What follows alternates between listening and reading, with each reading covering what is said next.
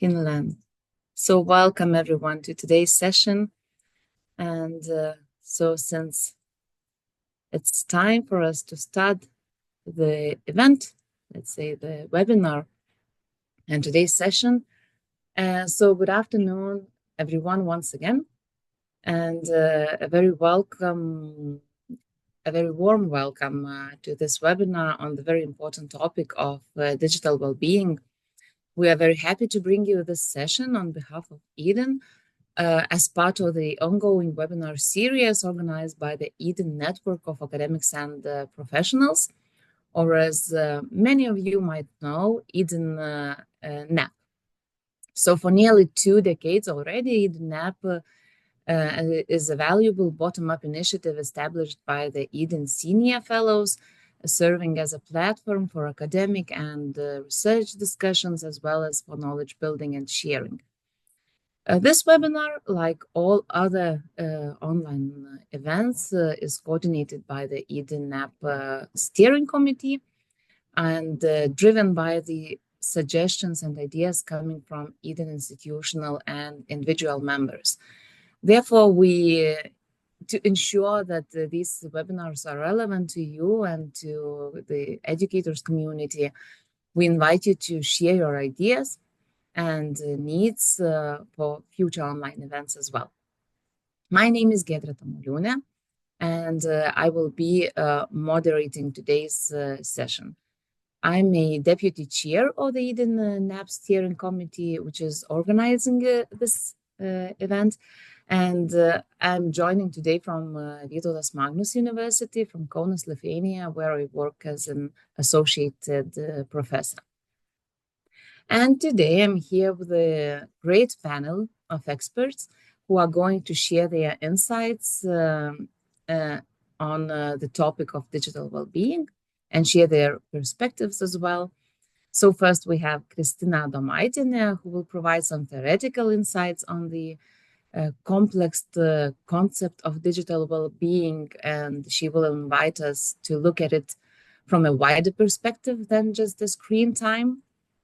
Then we also have Rasmus Benke-Aberg, who will share initiatives and actions taken by the European Digital Education Hub community.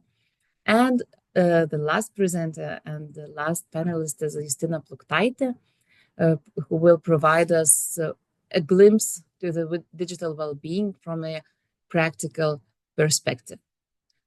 But before we jump into these presentations, I want to invite you to join Slido, just a second, and enter 3 or 1 or 2 words defining how you maintain digital well-being. Let's see what kind of strategies do we have here regarding the balancing our digital well-being and ensuring the welfare here. So I can add a code in the chat as well, but you can see it on the screen, I guess.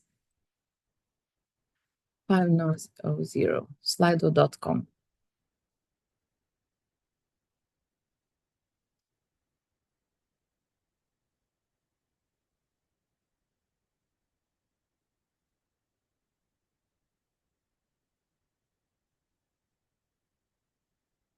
So let's see. Tracking screen time, minimizing social media, limiting screen time, getting outside as much as possible, digital detox, breaks from the screen, feeling okay with technology, mindful screen time, trying to take breaks, phone off this evening. This is great to see. So it's just very interesting to see words like mindfulness, of course, screen time, green online user. This is very interesting. It would be interesting to know more what is meant by that. We even have boundaries. So we can see that there are different strategies that we use, and nice to know that we are all aware I would say, of digital well-being, and we're trying to take care of ourselves as much as possible. So I'm still leaving the screen open for you to fill in the words and contribute to this word cloud. So we would see limiting screen time. This is great. And so our agenda for today will include 3 presentations from the expert panelists that I mentioned briefly. And then we will follow by discussion on questions and answers. For questions and answers, please use the chat. Also, you should have Q&A box in case you prefer to use that one. And I will check the chat and try to voice your questions to our presenters after all the presentations. Okay, so we can make sure that all presenters had enough time to share the experiences and insights in the topic. Also, the webinar is being recorded. We're not going to share the slides, but you will find the recording on YouTube channel. It will be available in upcoming days. So thank you all for engaging into this activity. I see that we have even sleep time protection, screen time to avoid overload, priorities, meaningful offline. These are very interesting ideas. Thank you a lot for joining this activity. And now I want to invite the first presenter, Kristina Adomaitienė, who is a PhD candidate at the Education Academy at Vytautas Magnus University and head of the Strategic Planning and Study Quality Unit at Kauno Kolegija. Kristina's PhD thesis focuses on students' well-being in a technology-enriched learning environment, and she's also a researcher at an international policy experimentation project on digital well-being within the education ecosystem. Kristina's research interests included digitalization of education, higher education development, and study quality enhancement. So please, Kristina, the screen is yours. Hello, everyone. I'm happy to be here to share some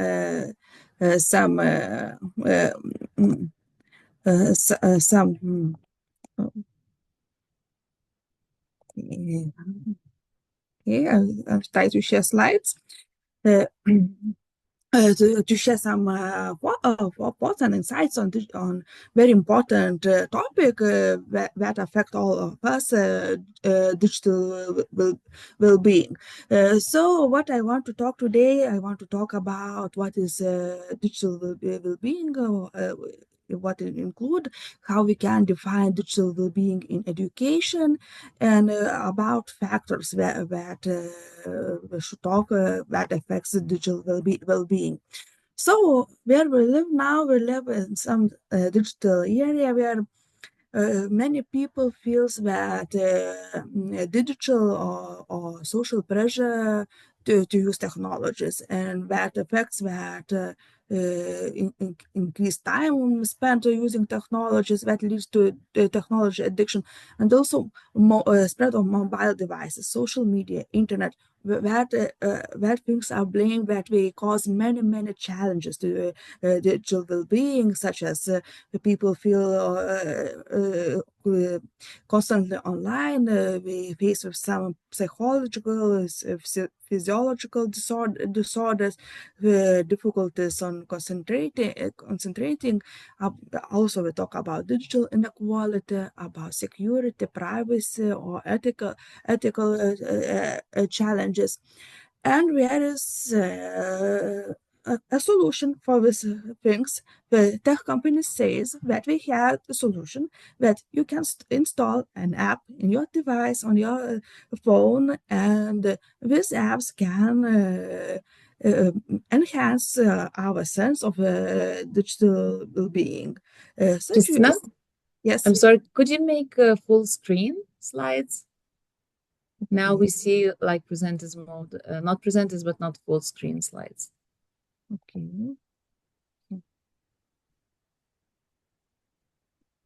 I'm sorry about that. Maybe I have to stop and to share. Yeah, maybe. Okay, I will try again. Sorry.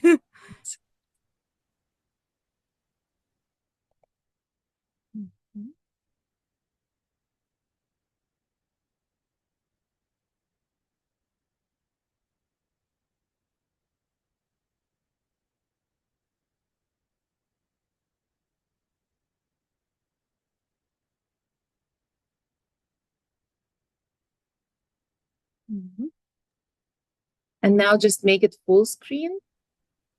Or is it just me who sees? Because we can see all the slides on the side. Because I see all the side. Okay, so let's leave it like this. Maybe it's gonna be okay.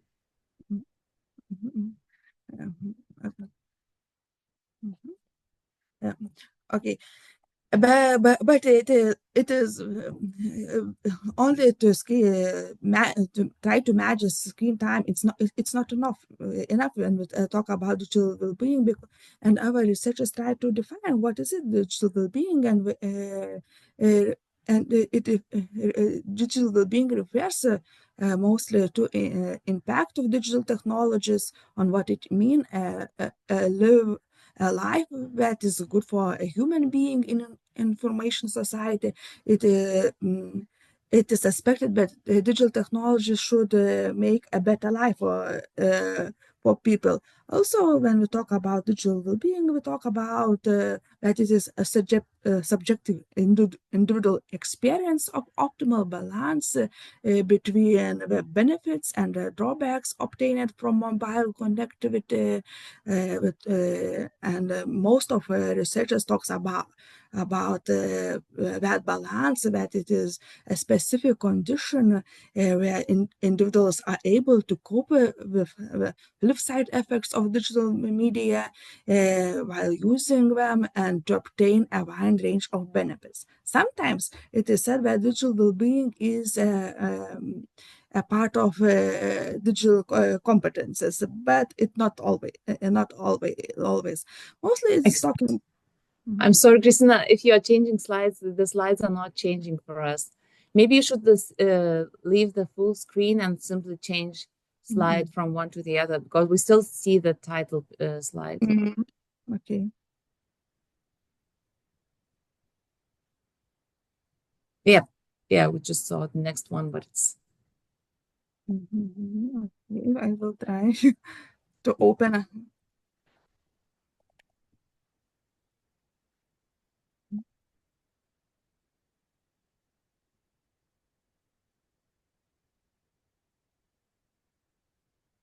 I'm sorry about that.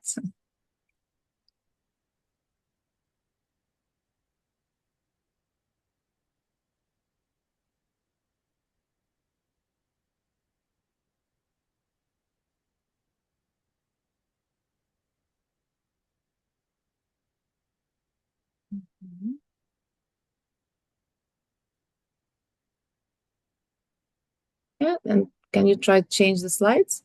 I'm changing now. We still don't see the full screen. Maybe you're sharing another screen with us, or can you go to not to the full screen, but just to the PowerPoint document and just change the slides one by one? Yep. Now, okay, so now we can see that it's changing. Okay. But you will have to change one by one, okay? Okay. Okay. So when we talk about digital well-being, we talk about balance and about the impact of technologies and digital services on people's mental, physical, or emotional health. And sometimes what is said that digital well-being is like a new kind of psychological digital well-being. So there is many ways how we can to define digital well-being. One of them is medical perspective, and we talk that if people don't have pathology or addiction, so it is healthy. So it's everything okay on digital well-being, but from this point, it is not enough to define digital well-being, because there is no maybe such medical condition when a person is addicted, for example, to checking email on the phone all the time, and it makes some distraction of attention, and etc. So whatever perspective is from design perspective, this is tech companies perspective. When we talk about digital well-being apps, as I mentioned earlier, so. And the main perspective is, when we to talk about digital well-being, is from user's perspective. When a person feel autonomy, and he can control use of technologies, are not controlled by technologies. So when we talk about user's perspective, there are many dimensions that describes the digital well-being. At first, we talk about some digital skills, because person need to have digital competences, that he can feel comfort, can feel satisfied using technologies, and can use technologies in effective way. Also, when user act in digital environment, it faces with some information overload. So person should have some skills that he can find information, to distinguish information is true or false, or make this decisions based on information. In this in digital area is very important self-control, self-control skills that a person could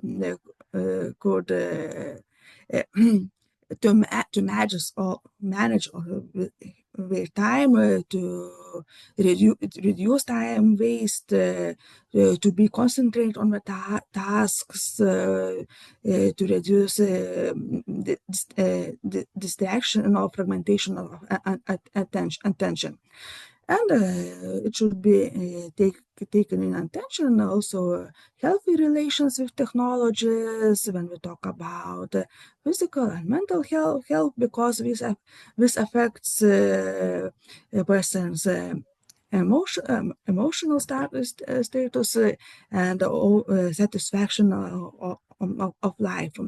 And also, very important thing is infrastructure, when all people should have access to technologies, because when people lack of competences or lack of technologies, we can face to digital divide, and when it is important in our things of infrastructure. And when we talk about technologies and studies, what is digital well-being in education, we talk also about technologies have the positive and negative effect on students, but talk that they propose many possibilities for studies, but also we see challenges to digital well-being. The main question arises that how to ensure that the effective and ethical use of innovative technologies for teaching and learning, while avoiding or minimizing negative effect on students' digital well-being.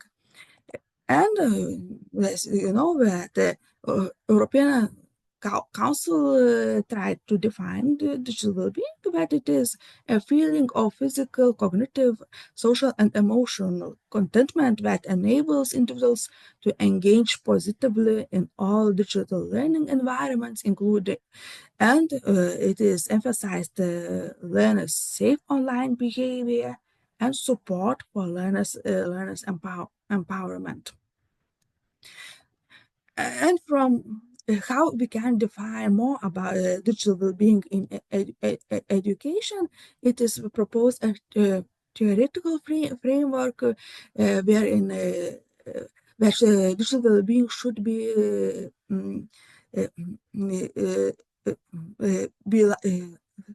like a system where person,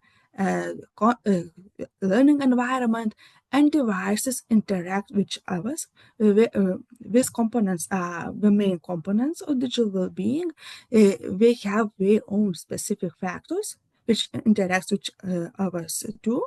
And what should be noted that digital well-being is a dualistic phenomenon, that they have a positive and negative effect on person, and it is changing during the times, so it's not constant, and digital well-being is a subjective. Everyone feels different. And what are the main factors? Factors, if you look from a student's perspective, the main factors of are related with students' skills. A student should have digital skills, study skills, social skills, self-management, that is very important when you're learning in digital environment. Also, critical thinking, mindset, and attitudes. It is important. Socioeconomic status, because it is sometimes related with a digital divide, health of psychological conditions. The next component is context-specific factors, and when we talk about course curriculum design, content activities, because during these things are created learning experience in digital learning environment, and badly designed learning experiences can have an impact on digital well-being. Also, one more important component, device-specific factors, when we talk about the learning environments, infrastructure, smooth wireless network working, device functions. Learners should have a user-friendly learning environment, and everyone should have access to technologies if we talk about digital well-being in a learning context. Some devices have some notifications, but it should be said that notifications have only a short-term effect. So our things of infrastructure is more important. This digital well-being system can be taken account also the other factors, such as digital media use or digital well-being intervention that persons can apply to their digital well-being practice, but these factors not essential when and talk about digital well-being. So trying to define digital well-being, it could be said that instead of digital detoxes or screen time apps, we need better theories and valid findings on how, why, and when digital technologies lead to harms and benefits. And while we are looking for the best theory for digital well-being, we need to help learners to build digital skills, and schools and educators should create healthy digital habits. So thank you very much. Thank you, Kristina, for your presentation and for giving us this theoretical overview on what digital well-being is about. And yeah, we just have one question in the chat that maybe we can answer. You can answer quickly. What do we mean by healthy digital habits? People can, a person can have this balance and can manage technologies when technology is not control this person can decide that now I use technologies for a half of hour, not for all day. So, and he can make some decisions how to use, when to use, and for what is the purpose of using technologies. Thank you a lot. Thank you.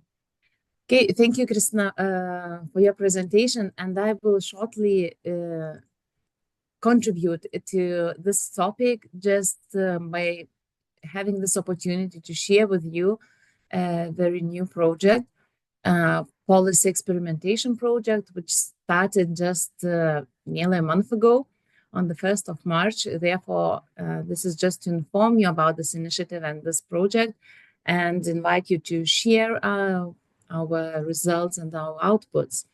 So the project is Wellbeing in Digital Education Ecosystem, but I think you will hear more about it in its acronym WINDY, and the project is for 3 years old, 3 years long.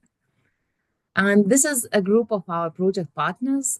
So it is a rather big consortium. We have 8 project partners representing educational and research institutions, also edtech companies, policymakers, and also as associated partners, we have some communities of practices coming from Lithuania and Germany.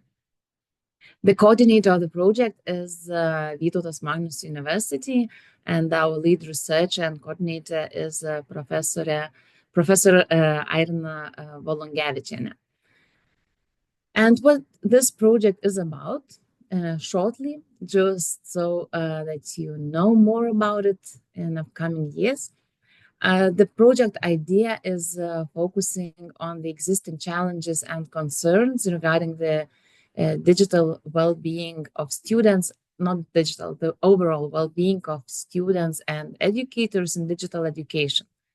This policy experimentation project addresses the lack of understanding, strategies, and coordinated policy efforts in this area. To overcome these challenges, WINDY project will seek to build evidence, create solutions, and conduct experiments to refine and implement systemic policy changes. The project begins with it started with this comprehensive evidence building through research, assessment, and policy mapping on digital well-being.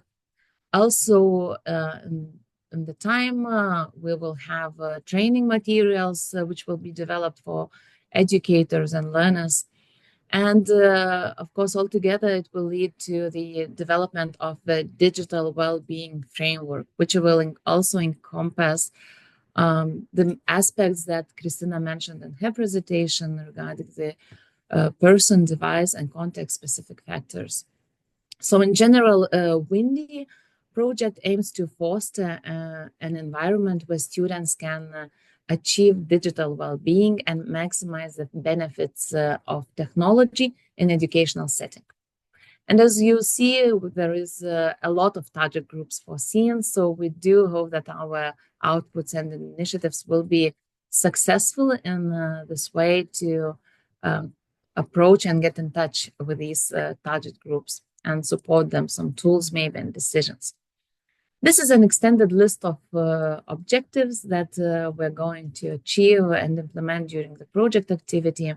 So as you see, of course, we will focus on we'll seek to improve digital skills and competences among teachers and students, to support effective learning and teaching, also to develop and refine digital learning environments, to ensure they support students' physical, cognitive, emotional, and psychological well-being. We will suggest tools and scenarios how to integrate digital competences into curriculum design, seek to engage in educators, policymakers, and communities to collaboratively promote digital well-being in education. Use research data and policy experimentation to inform policy development and implementation strategies that enhance digital education practices. and contribute through all these activities to the strategic goals of the European education area, European higher education area, and also the digital education action plan. So since the project started just a month ago, and we had our kickoff meeting, the very first meeting just a week ago, there's not much that we can share yet. But and the project website is still under the development. But so far, those who are interested, you can find some information available on the website of VMU Institute for Study Innovations, studyonline.lt, Windy. And of course, there, when the project website will be open, you will also have access to the project website, and follow us also on social media, including LinkedIn.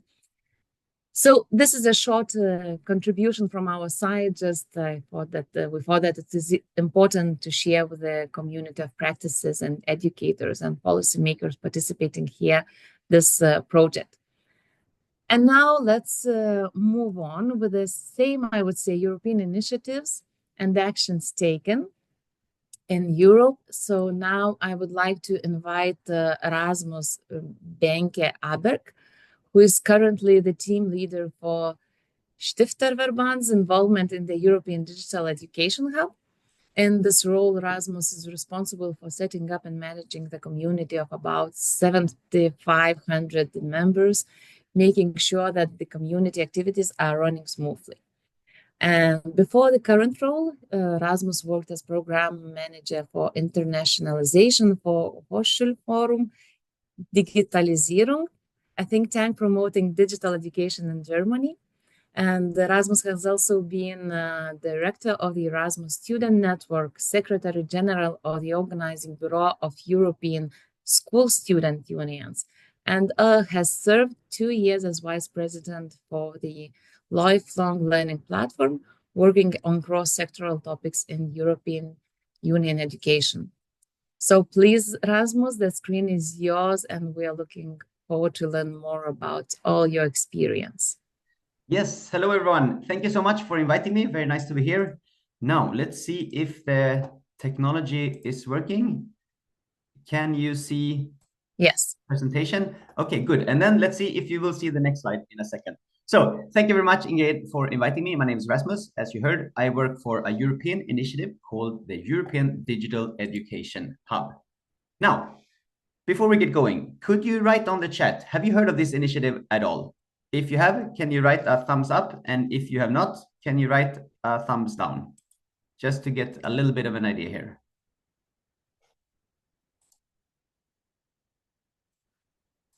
Okay, I see people writing yes and hands. Okay, no, yes, yes.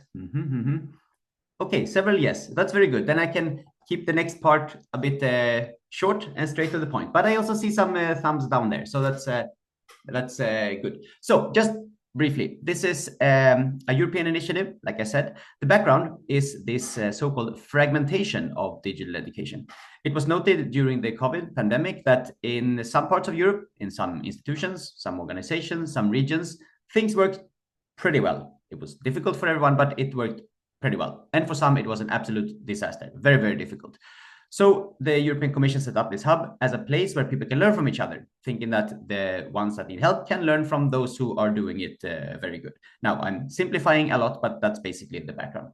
It's funded by the European Commission. I saw on the chat in the introduction here that we have some participants who are not from the European Union countries, some of us from Azerbaijan, for example. That's absolutely fine. Everyone can join this initiative. You can take part in the activities and the online activities, and you can read our material and so on, even if you're not from an EU country. Now, this is implemented by a consortium of which my organization is a partner. We have about 7,500 participants, so it's quite a big community now. All of them are interested in one way or another on the topic of digital education. The community is cross-sectoral, meaning that we have higher education, school education, vocational education, and so on as topics that we work on, and it is Europe-wide. So all parts of Europe are welcome. A couple of things that we do on this hub. We have some thematic working groups. We call them squads. We have workshops, both face-to-face workshops and online workshops. We produce quite a lot of reports and best practices and articles and stuff like that. We have webinars. we will soon have something that we call mini MOOCs. So you probably know MOOC means massive online open course. We're going to have a couple of smaller ones related to higher education interoperability. And then we have a couple of other ad hoc activities, which we call community activities. Now, an interesting part of this hub is that we do not set the topics that we're going to work on from my side or from the European Commission side. What we do is that we ask the community to suggest topics, and then the community votes on them. So here you can see a nice screenshot from last time when we voted on this. So you had 400 people, something like that, who voted on the different topics. And the topics that come out on top, so that people are most interested in, those are the topics that we bring up to a workshop or a working group or a webinar or something like this. The screenshot you see now is from this year, but when we did it last year, we had the topic of well-being in digital education coming up as the, I think, second most voted topic. So it's really a topic that people in the community are engaged in, and that they find very, very interesting. And since people voted on it a lot, we decided to do something. So we said first, the well-being in digital education, it's not a core hub topic, something that we would have done anyway. But we did it when we noticed the big interest, that a lot of people were interested. There were questions about it. And again, they voted on this. And then we decided to have a working group, or again, a squad, and a workshop on that topic. So what did we do? So we set up this working group, and we worked together online for about half a year. And then we launched something we called the Wellbeing in Digital Education Week. And actually, Justina, who will talk after me, she was part of this working group, and she was leading one of the activities. So I'm not going to explain all of them, but in this week, we had like 7 or 8 different activities in which we zoomed in on different aspects of well-being in digital education. So we looked at, how can the teachers do? What about the policy? What does the research say, and so on. And if you're interested, all of these activities, both the recordings and the slides and presentations, are available online. So if you're interested, I would be happy to share the link to that later. We also had a workshop in Stockholm, which was very nice. First of all, because Stockholm is my hometown and it's a very interesting city, but maybe more interestingly, because the topic was very engaging. And what we did in this workshop, we zoomed in on different way of looking at well-being in digital education. So we looked at the policy perspective. So we had representatives from the European Commission explain how they are working on it from a policy side. We had the teacher perspective. So we had a teacher explaining how does it work in the classroom concretely with digital education. We had and well-being, and we had the research perspective. So some researchers that have studied this. So a bit similar, I suppose, to what Kristina is doing, who we heard from right now. And then we also had the EdTech perspective. So the education technology, the companies that do educational technology products. We had one of them presenting a super interesting kind of chatbot that is checking up on how learners are doing well or not well online. So really quite interesting perspectives to see that. But you know what? That is not the most important thing we have done in Hub. So actually, more importantly, I would argue, than these very nice activities are all the other activities where well-being in digital education is present, but it's not the main focus. So I'm going to show you a couple of examples here. So we had another working group called Safety and Security in Digital Education, looking at, safety and security. And some of the things that came up there was, as you can read here, healthy interactions, development, and digital well-being of students. So again, not the core topic, but it came up as one of the topics. Similarly, we have 2 working groups looking into official EU guidelines. One is it's a bit technical now. One of the working group is working the revision of the guidelines of combating disinformation and misinformation. And another one is looking at revising the guidelines of ethical use of AI in education.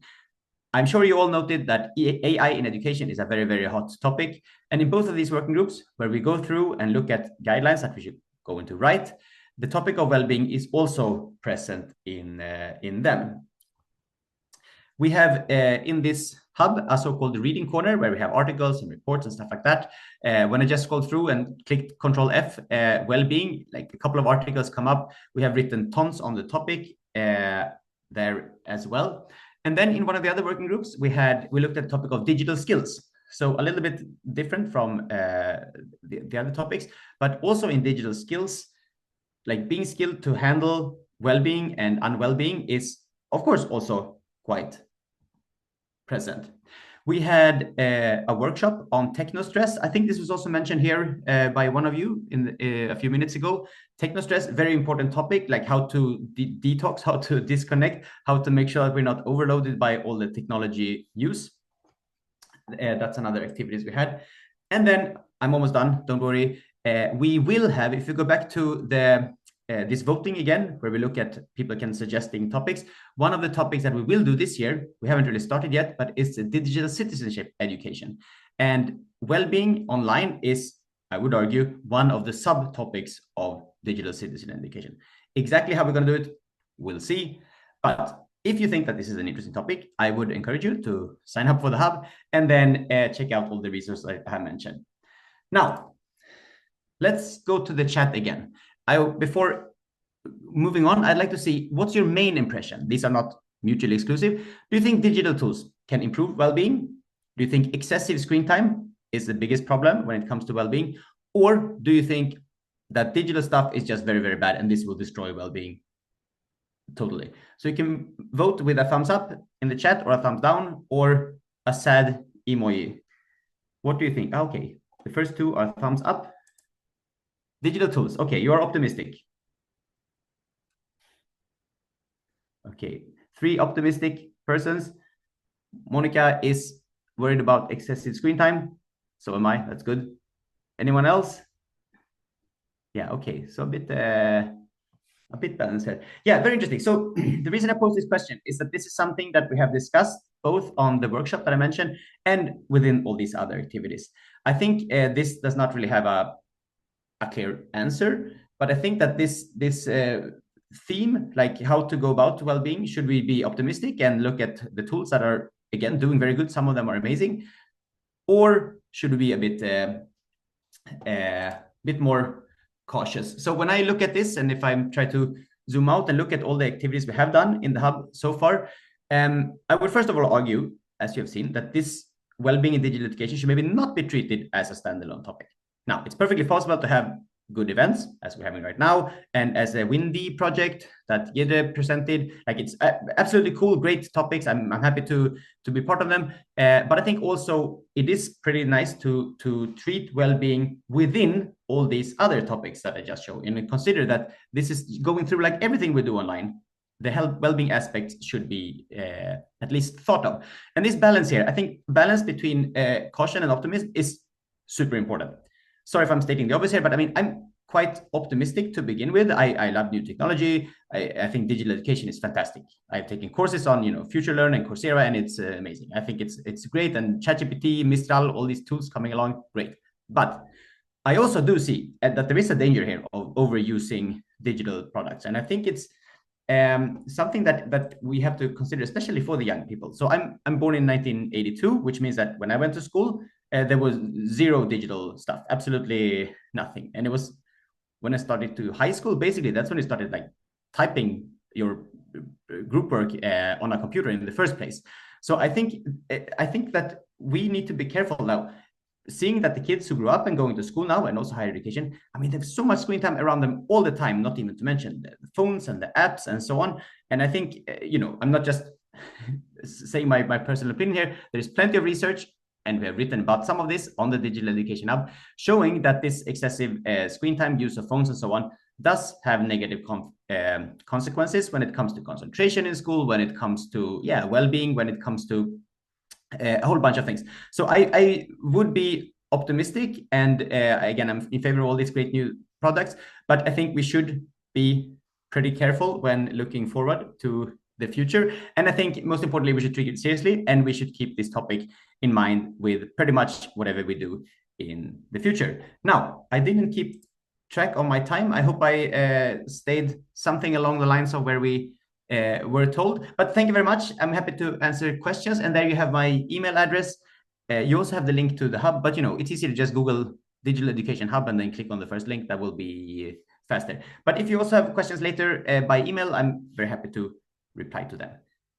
Thank you very much. Thank you a lot, Rasmus. I think I didn't follow your time, but you were so quick and productive, I think, right on goal. So you didn't take more time than expected. And I completely agree with your comment or note that we shouldn't focus just on digital well-being as such. It should be interconnected, how to say, like a horizontal competence that we all develop and something in the awareness that we already have. But I think since for some time already, starting even with the hub activities here within this digital well-being topic, I think that we still need to do some, as educators, policymakers, or researchers, some input by raising awareness about that and talking about that, and maybe by suggesting very practical recommendations, tools or decisions, because sometimes we just get lost, in everything that is happening, and you just need someone to tell you, just stop, okay, breathe in, and just you pay too much attention, let's say, to the screen time. No, just you spend too much time there. So, and before this comes our natural habit, balancing all this, because as you mentioned, for our generation, it's quite new. And that's why I think we get lost easily in managing the time. So we still need these kind of events from time to time. But yes, all the initiatives that are starting where we talk about the same, what you showed in this learner's digital competence, let's say, area, that we also need to talk about digital well-being as part of the competence is very important as well. So thank you a lot for your presentation. And we do have some time maybe for one question. I didn't notice any questions in the chat yet, but please ask your questions, maybe share your doubts or concerns regarding this topic. I think it's a very broad topic from one side, but it's not just talking about the challenges, but we came up with this, not came up, but we thought that it's better to use the word concerns when it comes to digital well-being. So maybe my question for you would be, like, since you come more from this part from the hub, let's say in the hub you have a lot of people coming from policy makers as well. What would you still see as like these critical gaps in current policy and regarding the digital well-being in education? Have you noticed something? What is the pulse that you are feeling at this topic? That was a difficult one. No, but I can mention that, as you know, this is part of the Digital Education Action Plan, which you mentioned, and there is policy work ongoing from the European Commission. They have both done some work already and is also planning to do some work in the second half of the Digital Education Action Plan, if I understood correctly.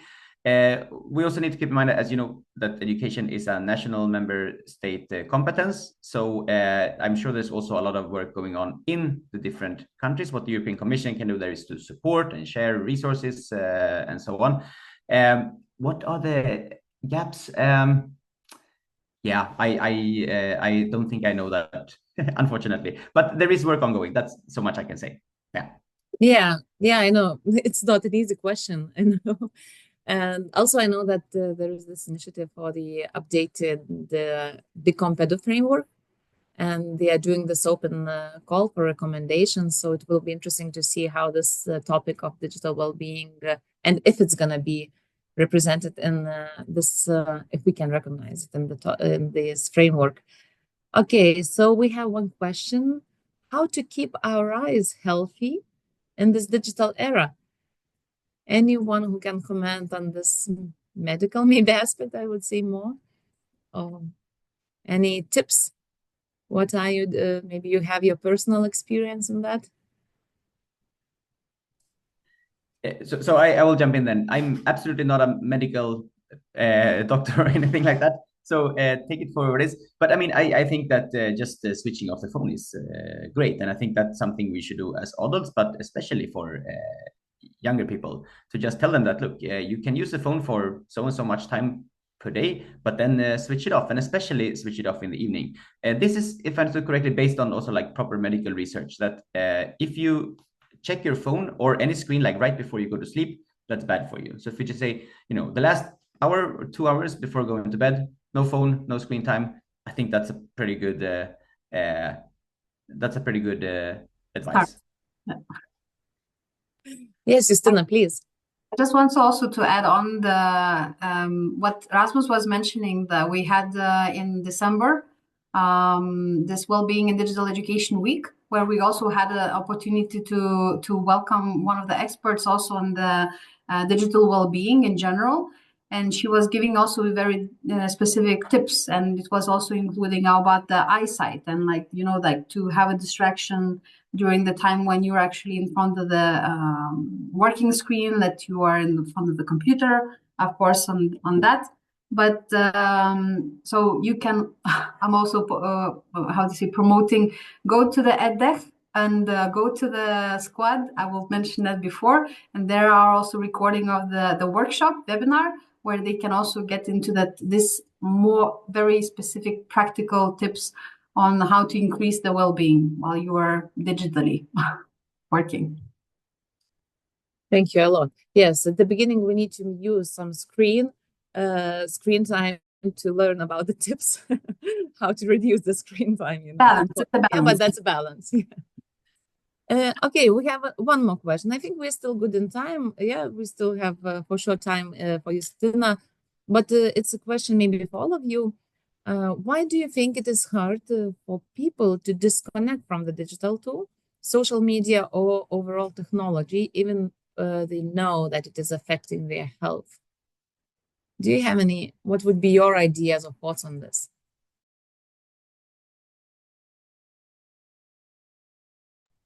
Kristina, maybe you know some from research? I think that self-management is not very easy for person, because all media is very attractive and you don't feel the time which you spend on it. You just take a like 4 minute screen and you see that it is an hour past. So it is very difficult to track your time. That's the main reason. Yep, thank you a lot. Yes, Rasmus. Oh, Justina. Yeah, I think we have to differentiate here between young and older people. So for older people like myself, I just think these algorithms are very, very good. You know, if I clicked on one soccer playing, scoring a nice goal, then immediately, boom, comes up the next one, and then the next one, and then it's easy to say, oh yeah, I want to see that one.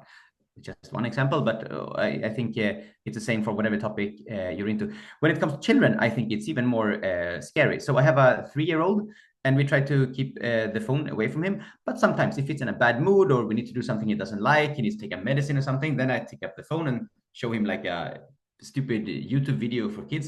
And it's crazy, you know, how it's like gluing to the phone and cannot take his eyes off it. And when I take it away, son, he says, no, I want more. So there is something like really addictive about this. And then I think it's the role of the parents to just say, look, I'm sorry, I understand that you like it, but no, you're not going to look more phone. You're not going to look at the phone more than you have done now the last couple of minutes. I think that's just what we're going to have to do, unfortunately. Yes, thank you. And Justina? I just want to add, it's definitely very related also to our chemical reactions that are going on in our body with this dopamine and getting this kind of satisfaction that from the short things. And at the same time, the nowadays brain is working much faster and has got used to the much more smaller input of the data, and all the social media is created in a way that get the attention for a very short time and like go to the next one and next one. And this is like when you're eating chips, you never notice how you are actually getting so much of the bag. But this is so addictive, and you have not noticed that how much you actually consume. So this is all about this satisfaction and the reward that is coming so frequently. You know, you are getting so excited about this, and all connected to the chemical reactions in our body as well. Thank you a lot. Yes, I completely agree about the dopamine. I think it's one of these our chemicals as well in our things. So we have some questions also coming, but let's leave it for the end. And now I want to invite Justina to give a presentation and on her topic about practical, maybe more recommendations from her experience.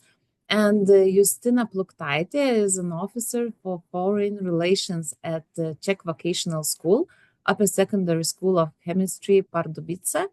She has wide expertise in national and international educational projects, organizing international events, delivering trainings on soft skills, managing social media tools, and similar. She's passionate about sustainability and related activities. Moreover, for the past few years, Justina has been part of the EdTech Lab team at the school Pardubice, which is a conceptual platform for knowledge transfer on the digitalization of education. She has experience and is part of the team developing educational materials using immersive technologies in VET, vocational education. Well-being in digital education is also part of the interest in working on digital transformation. So please, Justina, the screen is yours.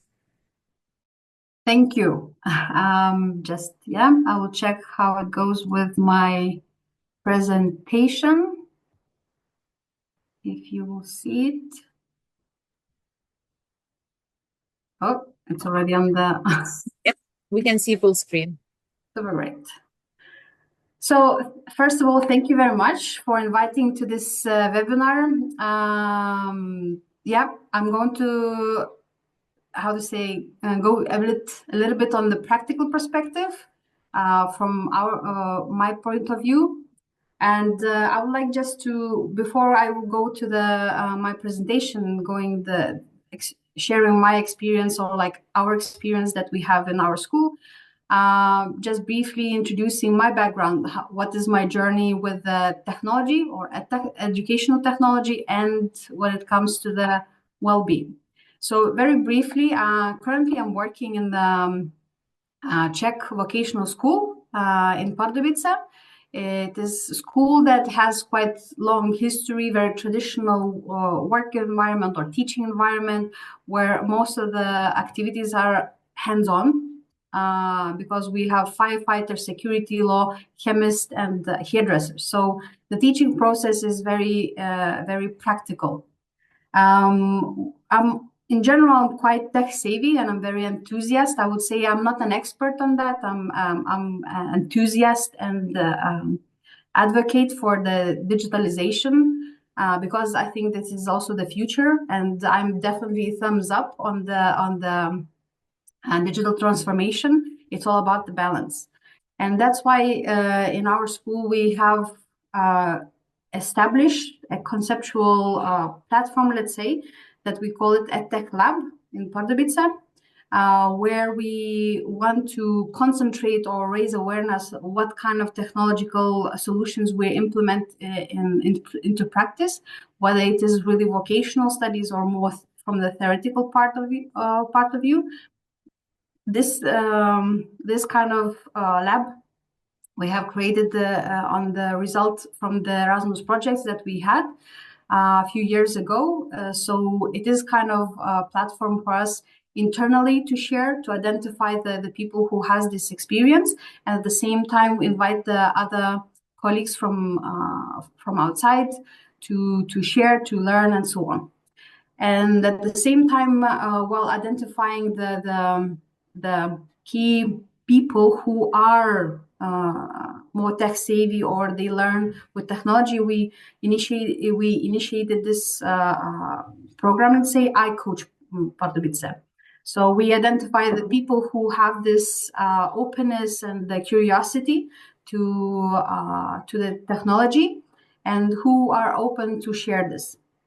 So, and I'm the person who is involved in this. And I'm encouraging, one thing is to try out the developed materials, but at the same time, I'm also in a part of the team where we also create. So what is the part of the development? So first of all, I have experience with the XR solutions. So it's immersive technologies where we have the augmented reality or mixed reality. Well, you see the real world and your training is enhanced with digital twins or the holograms.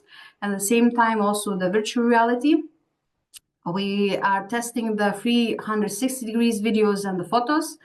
And also I've been working with mini MOOCs that Rasmus mentioning, so a shorter MOOCs per se, and also in general digitalizing the training content. We've been working with different international partners. So I have experience in going from the first step, understanding what is the technology, being in a team with developers, and then also looking at my colleagues who have no clue, understanding what is the technology, and trying to explain them, and also at the same time bringing them on the speed how they can integrate it into the technology. So thus, during this journey, when we are trying to define what the technological capacity there are from those tools, I'm coming back to the topic, well-being in digital education. So we always have to include this question, whether it is safe, whether it is really providing you the solutions or the reaching out the educational goals. So all these technologies are super great. I'm so excited about it, but always we have to come back to the question: do we really need to, and how to make it safe, and also not to overload first of all our trainers, and also at the same time the students. So this is my background, and this is how I'm involved in this topic. But at the same time, what Rasmus was mentioning about the squad. So I joined the squad also with this intention to learn how to integrate this element of the well-being, so that I would not overload my colleagues with pushing them to use the technology. Because it's true, after the pandemic, some of them, they were a bit had increased techno stress, let's say, or had a little bit of they wanted to step back from the technology. But at the same time, as technology is so advancing, and it will be very pity not to use the opportunity and to enrich the training, which helped them as well to reduce to get all the benefits, to reduce the time, to improve the quality of training, and so on. So I was very curious of being in the team of the squad in Edeg, and I was very happy to be in this multi-diverse background people in a group, and we were talking in a different perspective. So my presentation also will be through my perspective, what we do in our school, but at the same time also reflecting from the squad some results. So this is my background, and when we are talking about the technologies and also at the same time what kind of solutions we have, we always have to come back to the question: what is the student life right now? It's not only about the education environments where they use the LMS writing tools, they work either in online or they are in person, but they also have digital screens, whether it's mobile phone, it's a computer, or they get into the VR glasses. There's always this kind of another layer is the social life, where they also exposed to the digital solutions outside of the education. So all this workload and all this screen or digitalization is everywhere, and they're just falling into this kind of environment. What Rasmus was mentioning, back in the days, we did not have this exposure for a long time until we got into the high school or so on. Nowadays, the young kids, they are from the first age, from the first years, they can be exposed to the screen, to this magic screen, where they get addicted.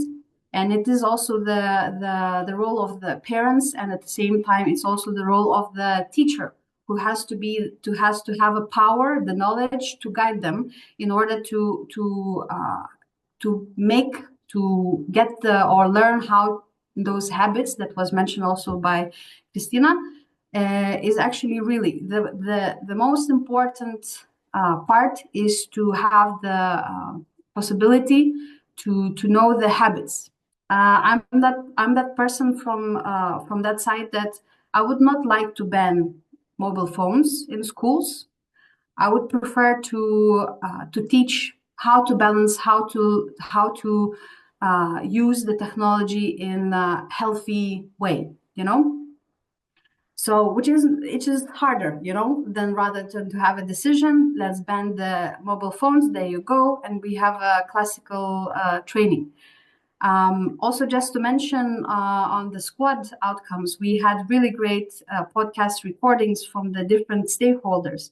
And among them, there was also a teacher who was sharing from Sweden the opposite reaction, where they had a really big push on the technology. And then they come back to the now talking about really going on a slow education. At the same time, we should not go back from the technological transformation, because this is inevitable. This is the future, even when we are talking about AI. It is here and it will stay for a long time. So it's a question for us. It's a question for the educators, who should be change makers. At the same time, also, of course, the managers of the educational institutions. So when we are talking about the educators who has the power and who should have the power to support the students, we come to the point where they have some challenges. They are partly in control of the to make a decision or to understand what is the digital technology, what kind of the benefits they can have, to understand where and how to what kind of tools to integrate it, so that they would not overload the students. You know, the students are here, let's say, a few hours a day. And if all the teachers will use the digital solutions, the students can be really, really overwhelmed. So there should be this balance. And only the educator cannot solve this challenge. Of course, another thing is that they may not have the educators, they don't have a sufficient or clear understanding of the goals. Sometimes when you're using the technology, sometimes it becomes more as a game rather than as actually focusing on the learning outcomes that you can provide. So there is this huge need, let's say, the interest from the students, who are in need as well to have the digital skills. There is big push from the top, from the ministries, from the European Commission, to embed these digital skills. At the same time, the educators, they can be lost in the vast majority of those different solutions and how to make it in a balanced way. At the same time, educational institution managers, they also have a need of help. Where to start from or where to go? Of course, there are different kind of maybe roads to help the organization or the educators. I would like just to mention a few. Maybe as well, it's nothing new to you, but at the same time, I think it's good to repeat. And I want to emphasize when we are looking at the digital solutions, we need to really focus on select those options that are research or evidence-based solutions. And thus these kind of educational hubs, where they are uniting the educational technological companies and research, and at the same time they test it with education institutions, and they give us the results. What is the impact, the actual impact, and the benefits while using the specific tools. Thus, if you use the ones that are proven, in that case, you can definitely ensure that your digital solution is proven, and it could be, let's say, not overwhelming, yes, but still reaching the learning goals. I was just mentioning, here's the Helsinki Education Hub that we had also the pleasure to invite in our week, share the insights, what their work is going on in there. And there are, of course, in your project, what you mentioned before as well, great consortium where we will look forward to get more insights from there. I want to mention also Selfie tool, where it was actually recently enriched with the element of the well-being digital education. Briefly, I will introduce Wellbeing in Digital Education Framework that EDEC platform now is will be hosting actually. And our squad was drafting, and I will show you briefly. At the same time, what helps you to reach the balance is the focus on pedagogy. So when you're using Mentimeter or quiz or so on, you always need to understand what is the actual pedagogical benefit of using these tools, so that it will also give you the opportunity to, justify it. And of course, it should be student teacher centered. It shouldn't be that technological centered approach, so that, oh, we have VR glasses, let's use it, let's have fun, which is also not too bad approach. But at the same time, we have to focus on the student and the teacher who have maybe some challenges, maybe they have motion sickness, maybe they have fear and so on. So you always have to reflect what are the challenges that your students or the teachers have before or like while you're bringing the technology into education. I want also to emphasize the common internal policy or rules. So when teachers are overwhelmed with the various different kind of digital communication with students, with management, between teachers and so on, when the school does not have a common policy on that, or like at least among the teachers, it's very hard to balance it. That you can be really increase your techno stress when your student is calling on Saturday and or late at night, and there is no set of rules of digital communication. So really indicating some few elements that, as it was said before, well-being in digital education is really a wide topic. And Kristina was also mentioning different elements that are involved in this topic. So it's not that easy to have the very broad interaction or like the specific list of approaches that could help you, but just to mention. And just very briefly, Wellbeing in Digital Education Framework that we have developed, you can find it in EDEC. And just very brief, let's say, look at it, a very small glimpse of it. A framework is not only presenting the theoretical overview of this topic, again, focusing well-being in digital education. We wanted also to emphasize the difference between the digital well-being and well-being in digital education. So I don't want to go into depth, but I'm welcoming you to look forward when it will be published. And it is also giving you a theoretical overview, and at the same time, it's very practical, where you can also kind of self-reflect on what is the situation going on in your education or even at your learning process. So it covers very different kind of elements that are under this topic and can give you a guidance where will you need to focus on, where you need some improvement. And beside that, I'm just already finishing on that. I am not sure what is my time.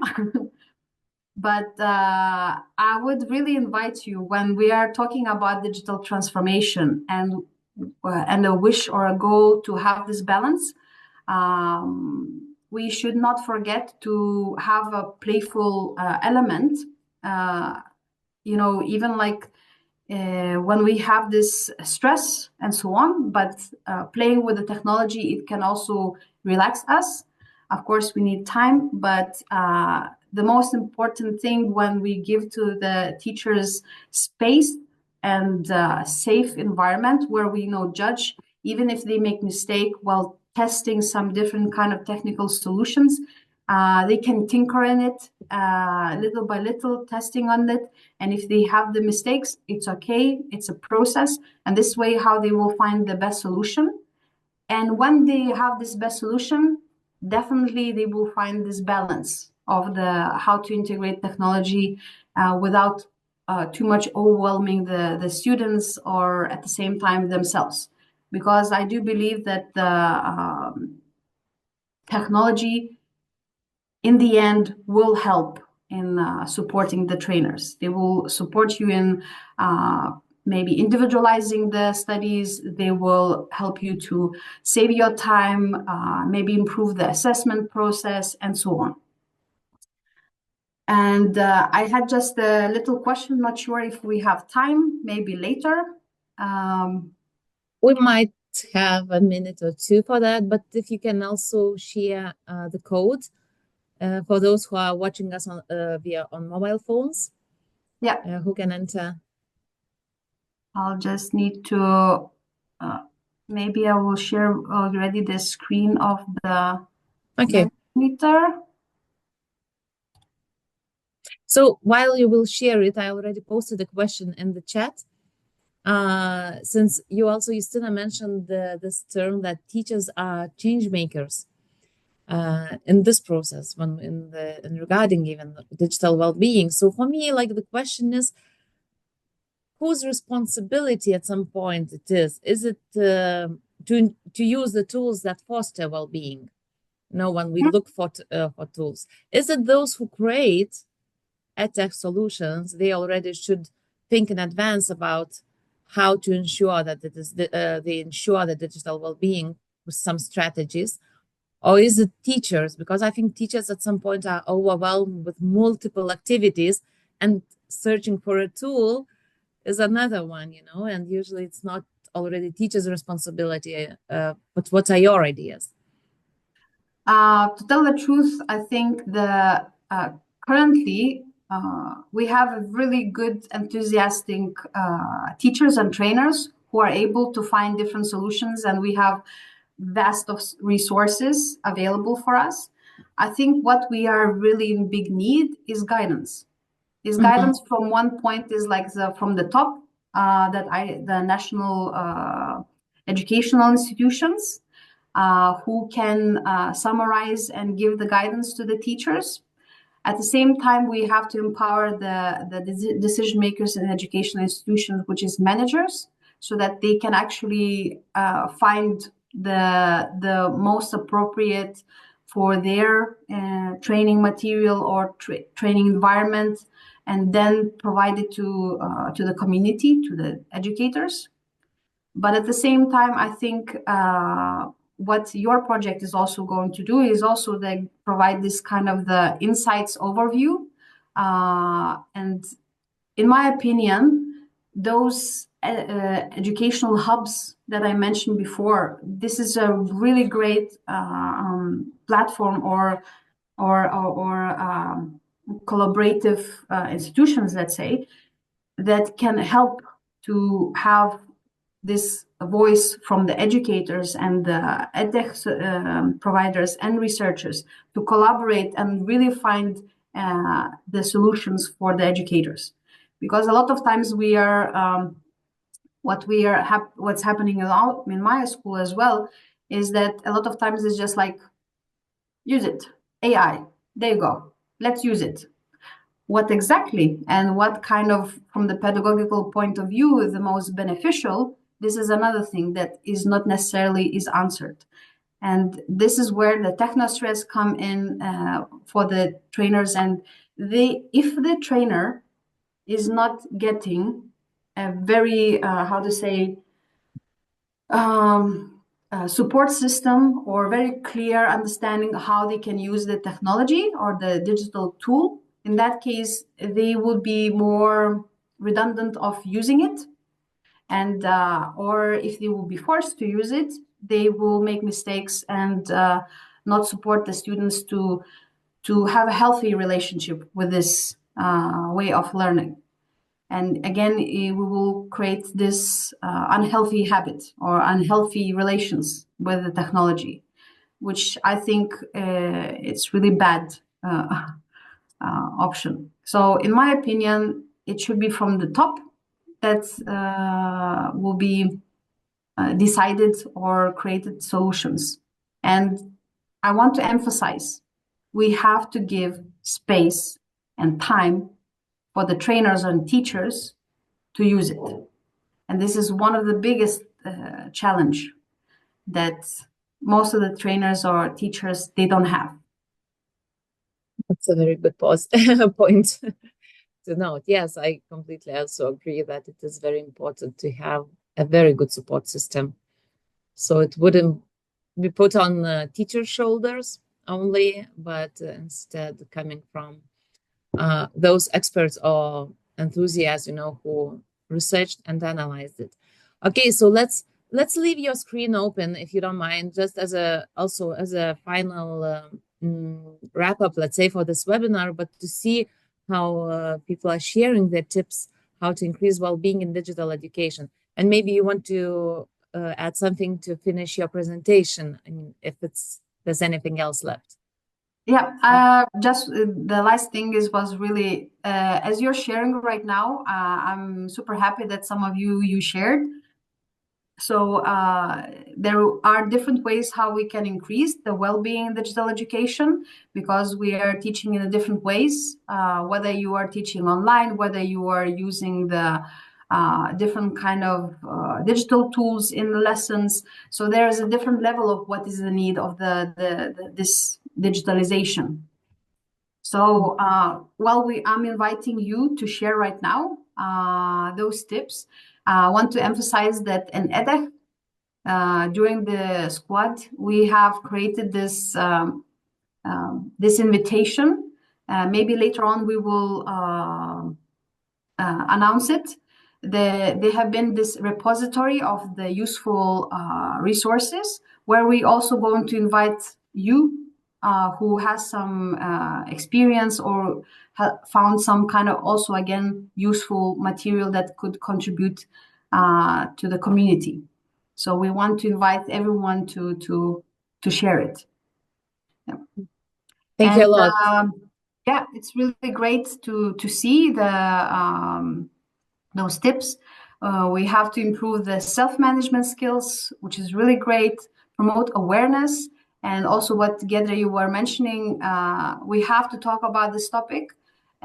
Maybe what was mentioned before, that I think we take it for granted, this topic, this well-being element, and also at the same time from the perspective of financing, we would also put it aside rather than to the technology, and and not thinking about the well-being aspect.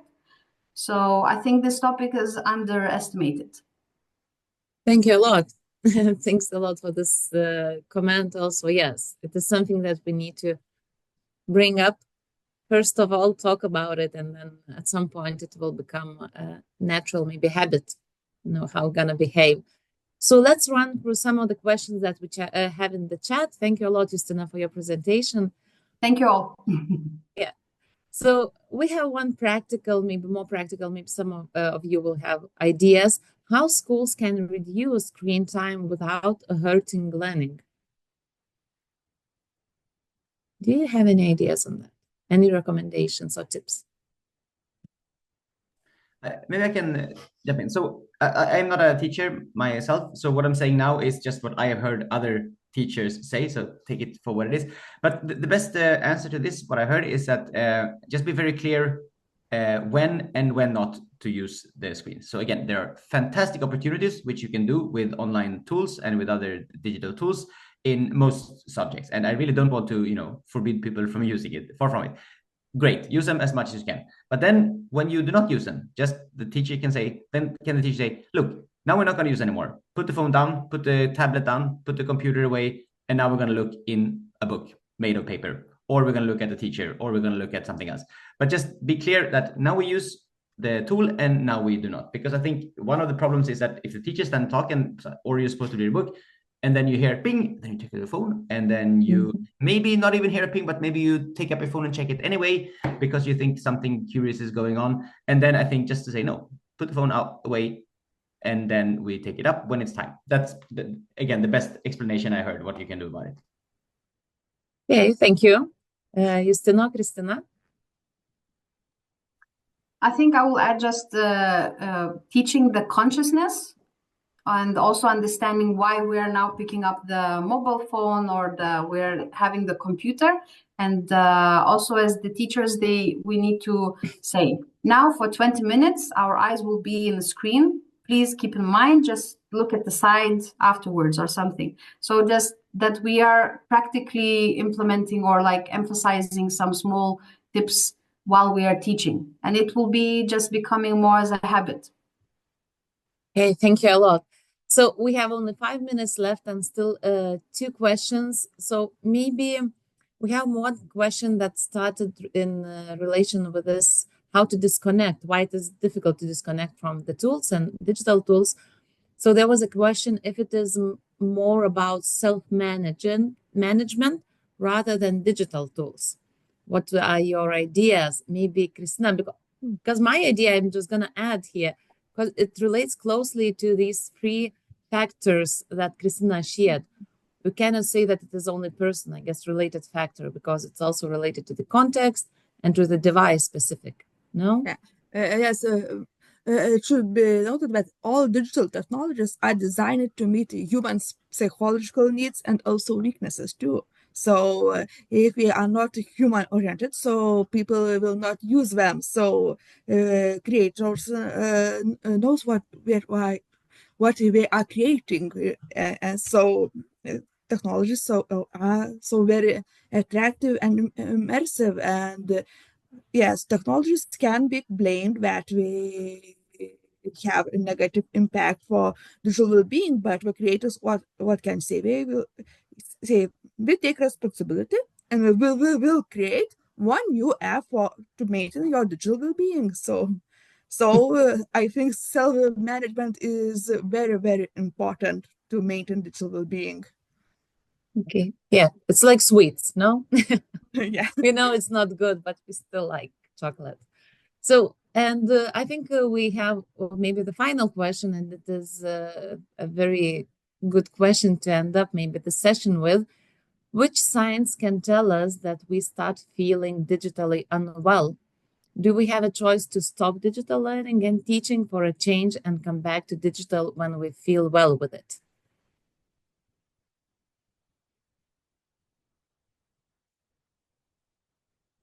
Justina? I can just from the personal maybe perspective, when we can start feeling digitally unwell, I think it is we start feeling physical signs when we do have it very extreme situation already. I think we are not, we could be feeling already digital unwell much in advance, but physically we don't feel it that in advance. So it's hard to notice that.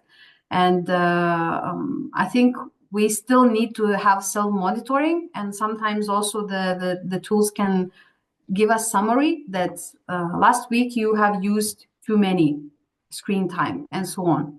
So it gives some guidance in a way that you don't notice. And do we have a choice to stop digital learning and teaching for a change, come back to the digital when we feel well with it? I think it's a balance with it by the teacher that he or she needs to manage. It's a decision from his or her side rather than from students. And I want to emphasize as well, thinking of with the coordination with other colleagues, because per day a student can have different kind of elements of digitalization. But here I think just to contribute to your idea and to this question here, I think is also a risk when it comes to this, I'm not sure if it's accessibility, maybe not accessibility, but this equity, because for some people, you know, they might prefer more screen time and they still feel good, while for others, you know, you might have headache, your eyes might hurt as well, like after 15 minutes. Then again, it's a very challenging aspect. If there is a chance not to work online, let's say to use the screen, and if I have a solution, a possibility to use a book, printed book. And as we come now to this more digitalized e-learning materials and resources, I think this is another aspect that should be considered as well. It's just an idea regarding the question. So Rasmus and Kristina, we have 1 minute. Would you like to add something? Yes, go and register for the Digital Education Hub. It's going to be amazing. So Kristina, would you like to?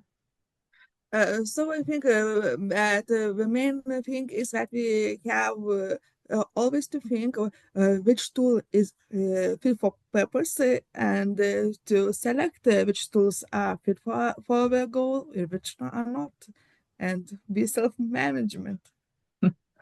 Thank you a lot. Thank you for participants for being here and asking questions, engaging in the discussion chat. And thanks a lot to our panelists who shared their expertise. And let's collaborate and communicate with the Hub events to foster and bring this topic of digital well-being as well as other important topics related to digital education to our communities of practices and to our researchers. So thank you a lot. Thanks for joining in, and see you in, some of you maybe in Bologna and some of you in other EdenNet webinars. Have a nice evening. Bye. Thank you. Bye. Thanks, everyone. Bye-bye. Bye.